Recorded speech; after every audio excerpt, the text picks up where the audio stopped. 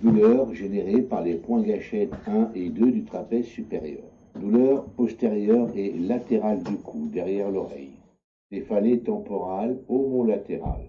Douleur à l'angle de la mâchoire. Douleur à l'arrière de l'œil au niveau de la tempe.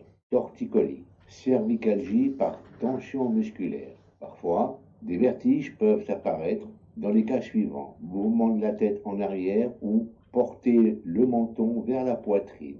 Facteur possible d'activation des points gâchettes sur le trapèze supérieur, coup du lapin, chute et accident, stress, suractivation du muscle, mauvaise posture, points gâchettes associés dans l'élévateur de l'omoplate, dans le muscle supraépineux et dans le muscle rhomboïde du même côté, dans les muscles temporal et occipital, dans le trapèze inférieur. Douleur et symptômes du chef sternal dans le muscle sternocléido-mastoïdien. Symptômes: céphalée, douleur frontale, temporale, occipitale et au sommet du crâne. Douleur dans la joue, dans l'oreille. Troubles visuels, tout chronique, quelquefois vertige ou perte d'équilibre, ainsi que torticolis. Un point gâchette actif dans l'extrémité inférieure du chef sternal génère une douleur vers le bas sur la partie haute du sternum. L'activation de ce point peut déclencher une forte crise de toux sèche.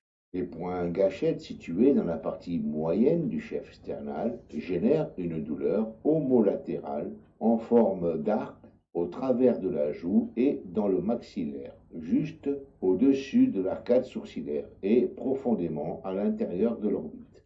La douleur peut se diffuser dans le conduit auditif du même côté. Les points gâchettes situés le long du bord interne de la partie moyenne de ce chef génèrent des douleurs au pharynx et à l'arrière de la langue au cours de la déglutition, qui se traduit par un mal de gorge et dans une petite zone arrondie à la pointe du menton. Les points gâchettes situés dans la partie supérieure du chef sternal génèrent leur douleur à l'occiput, à l'arrière et à distance de l'oreille et au vertex en calotte. Des signes neurovégétatifs coexistant au point gâchette du chef sternal touchent l'œil homolatéral et le nez. Les symptômes oculaires comportent un larmoiement excessif, un rougissement, un rétrécissement de la fente palpébrale et des troubles de la vue. Les troubles de la vue comportent non seulement une vision floue, mais aussi un affaiblissement de l'intensité lumineuse perçue. Parfois, une rhinite et une congestion du sinus maxillaire se développent du côté atteint. Point gâchette associé à vérifier dans les scalènes, dans l'élévateur de l'omoplate, dans le muscle trapèze, dans le muscle splenius, dans les muscles postérieurs du cou, dans les muscles sternal, dans les muscles pectoraux, dans les muscles masséters, dans les muscles temporales, dans l'orbiculaire de l'œil et dans le muscle frontal.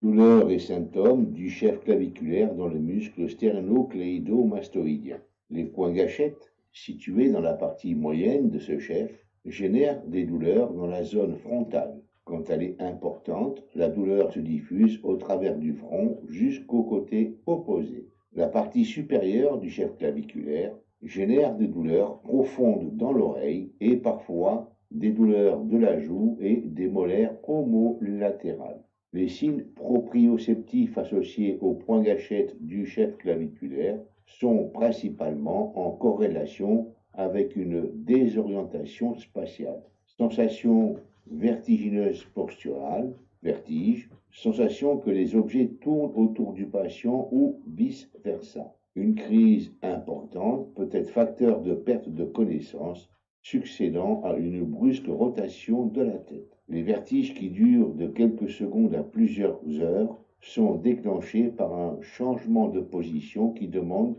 la contraction du sternocléido-mastoïdien ou qui entraîne son brusque étirement. Les déséquilibres peuvent survenir isolément ou en association avec des sensations vertigineuses posturales. Ils peuvent provoquer des chutes soudaines en se penchant ou en s'inclinant ou une déviation d'un côté en marchant les yeux ouverts. Quand le regard est dirigé vers le haut, la sensation de chute en arrière peut survenir. Et quand le regard est dirigé vers le bas, sensation de chute en avant. Nausées fréquentes sans vomissement. Le patient qui souffre de sensations vertigineuses et de déséquilibre dus à des points gâchettes dans le chef claviculaire ne peut marcher en ligne droite vers un point situé de l'autre côté de la pièce et sur lequel il fixe son regard. Il tourne d'un côté, en général du côté des points gâchettes actifs du chef claviculaire. Facteur probable pouvant déclencher les points gâchettes du muscle stéréno-cléido-mastoïdien. Tête penchée en avant, menton sur le buste. Flexion.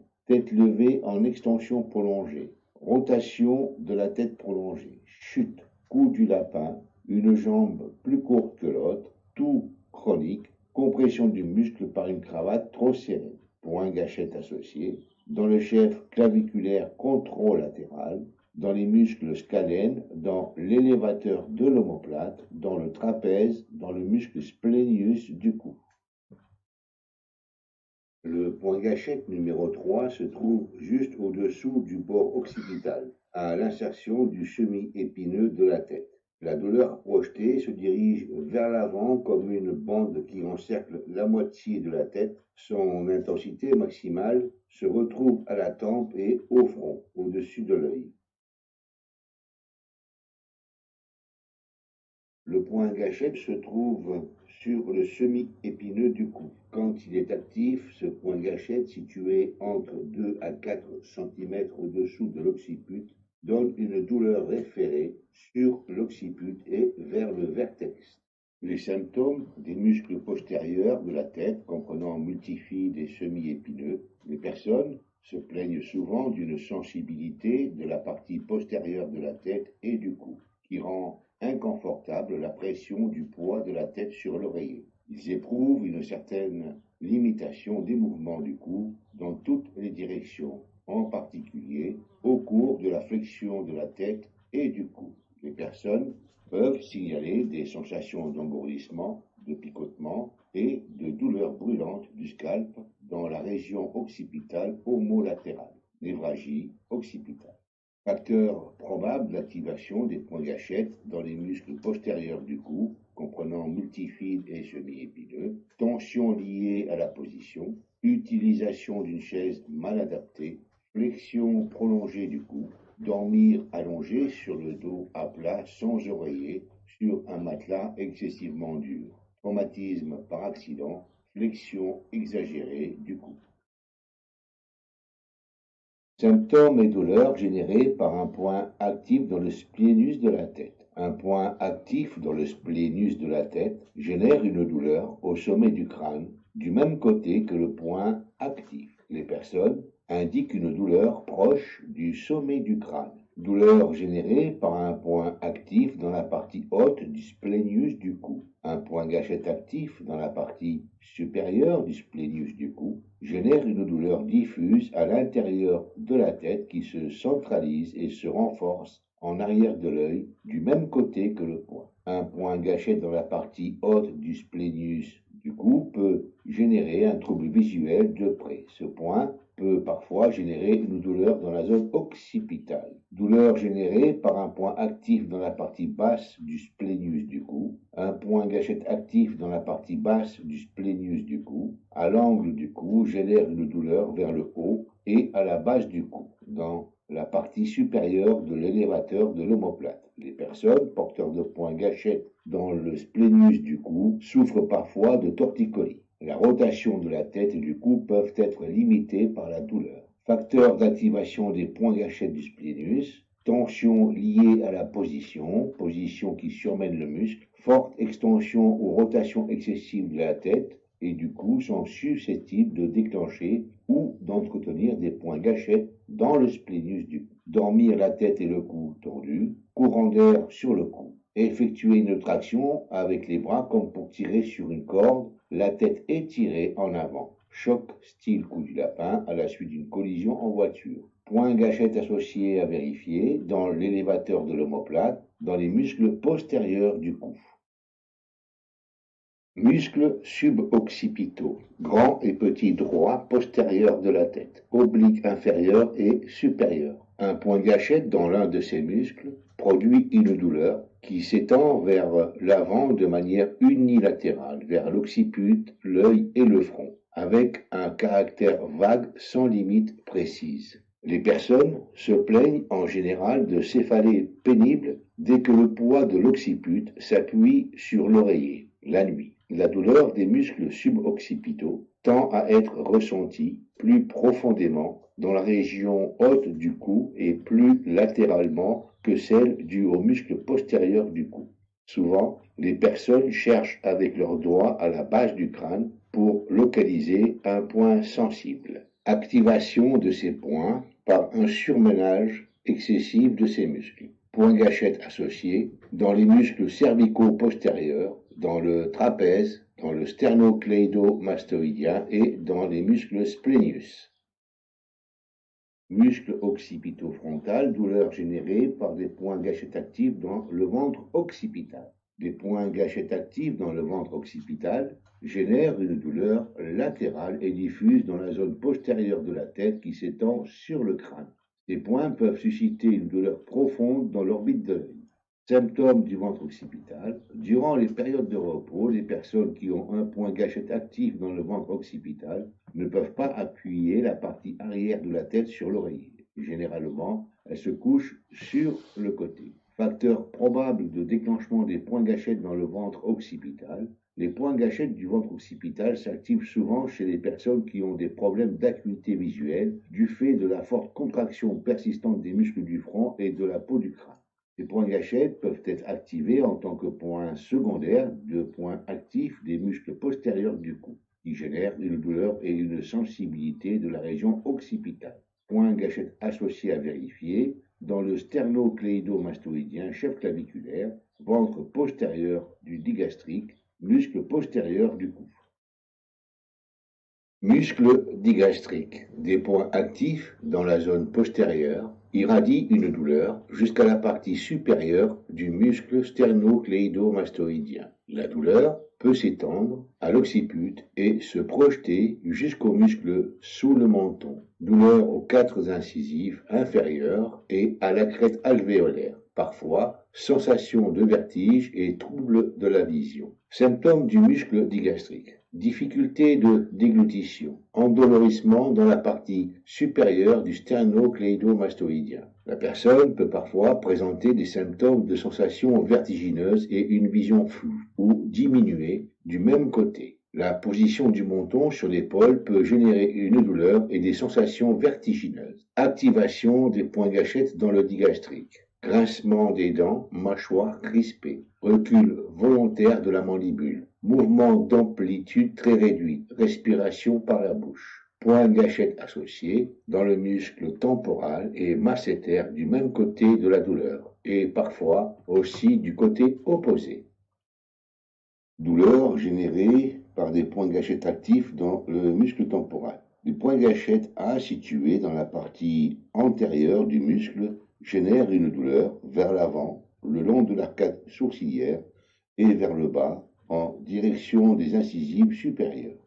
Les points gâchettes B et C, se situant dans la partie moyenne du muscle, génèrent une douleur vers le haut comme indiqué sur le schéma, et vers le bas, vers les dents maxillaires intermédiaires homolatérales. Le point gâchette D se situe dans la partie postérieure du muscle et génère une douleur vers l'arrière et le haut. Les symptômes associés, céphalée, limitation de l'ouverture de la mâchoire et douleur dentaire. Facteurs probables déclenchants, mauvaise occlusion des mâchoires, bruxisme, mouvement inconscient, serrement des dents ou alors mouvements latéraux nommés alors grincement de dents. Choc direct du muscle, chute sur la tête par exemple. Immobilisation des mâchoires durant une longue période, chez le dentiste par exemple. Étirement continu de la tête pour soulager des douleurs cervicales. Point gâchette associé à vérifier dans le masséter profond, dans le temporal opposé, dans les muscles ptérygoïdiens, dans le trapèze supérieur et dans le sternocleidomastoïdien.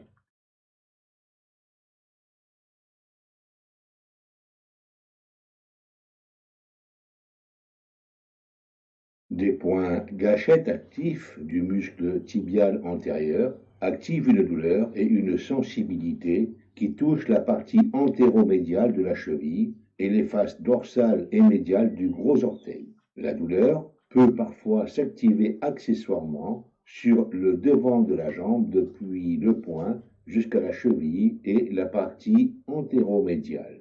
Symptômes associés, difficulté pour se pencher en avant, dorsiflexion lors de la marche. Chute, faux pas liés au raclement du pied et faiblesse générale de la cheville.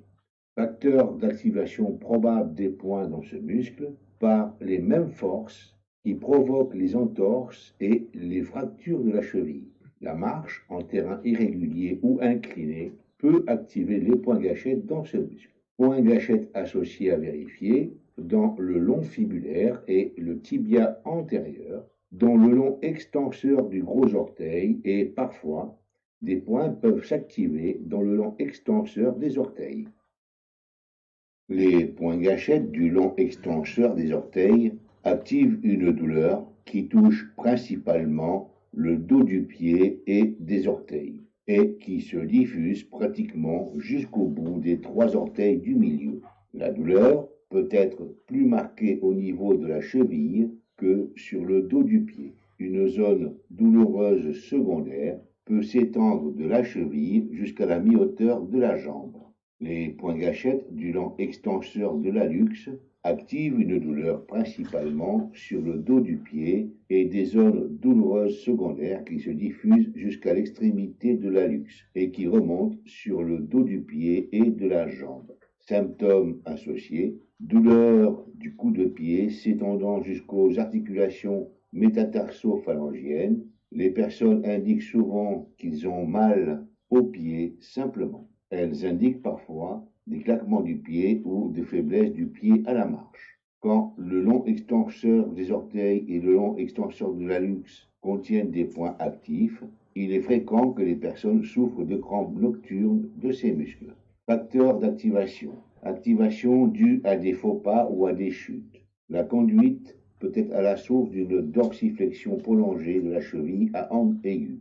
Rester longtemps assis avec les pieds reculés sous la chaise qui impose une dorsiflexion extrême de la cheville et peut activer les points gâchettes de ces muscles. Porter des talons hauts peut développer des points gâchettes dans ces muscles. Trop de jogging ou de course. Marcher sans y être habitué sur un sol inégal ou dans du sable mou.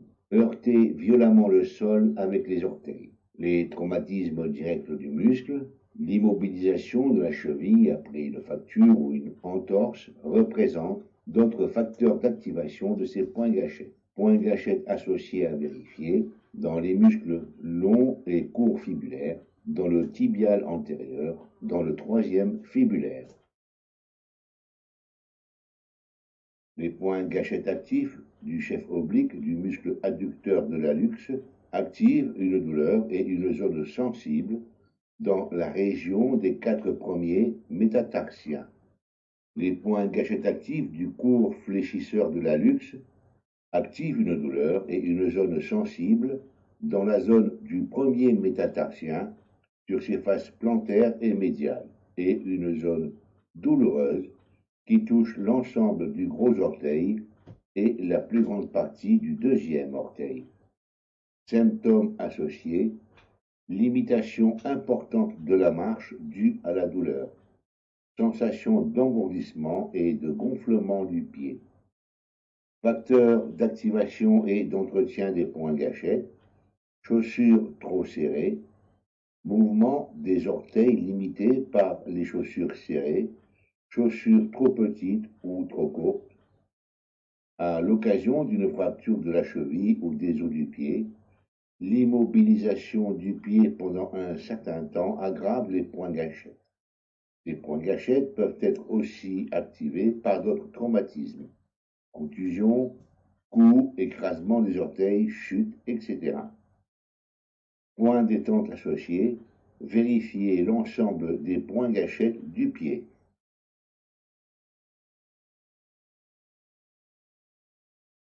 Voici quelques exemples qui vous permettront de vous familiariser avec les techniques et les méthodes.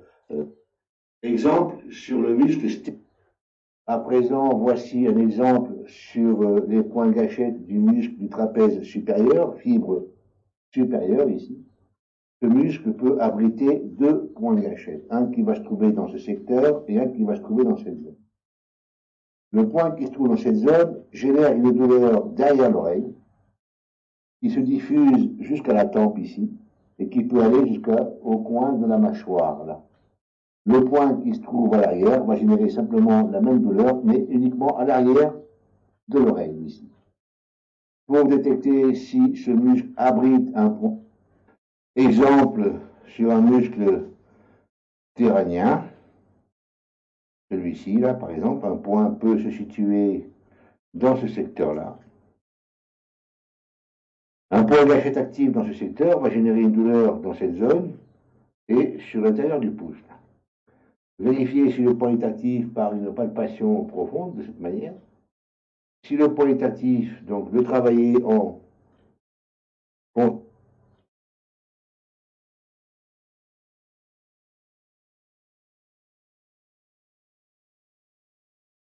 douleurs et symptômes du chef claviculaire dans le muscle sternocléido-mastoïdien. Les points gâchettes, pour étirer ce muscle, disposez la main sur l'oreille du côté du muscle à étirer et réalisez un déplacement latéral mettant en extension le sternocléido-mastoïdien. Maintenir l'étirement durant 15 à 20 secondes.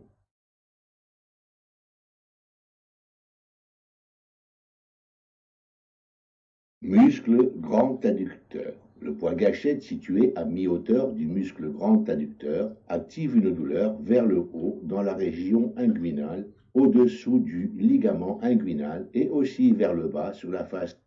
Pour étirer les longs et courts adducteurs. Position assise. Les cuisses se mettent en abduction naturellement. Accentuer l'étirement avec les mains en exerçant une poussée sur les genoux. Maintenir la position 15 à 20 secondes. Les étirements s'effectuent toujours sans générer de douleur. Si une douleur apparaît, relâchez légèrement l'étirement pour sortir du...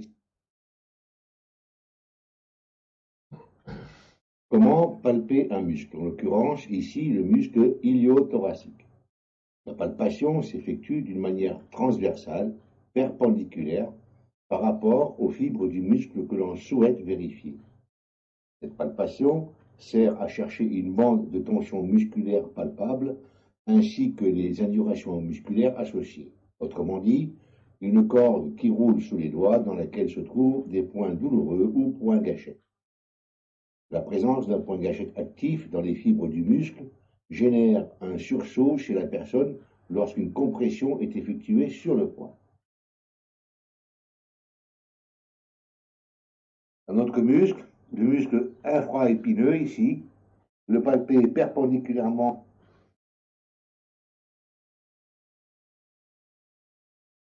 méthode de traitement d'un point gâchette actif. L'apport sanguin qui entraîne essentiellement une hypoxie, la particularité d'être comme conséquent.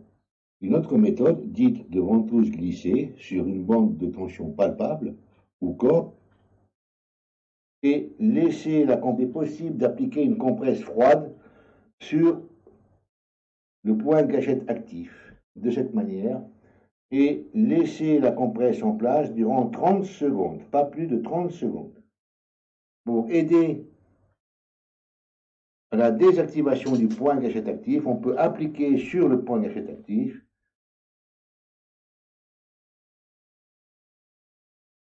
les techniques énergétiques. L'énergétisme est un concept qui énonce que, alors que vous procédez au traitement, une partie de votre conscience est dans les zones douloureuses, près du corps, coupe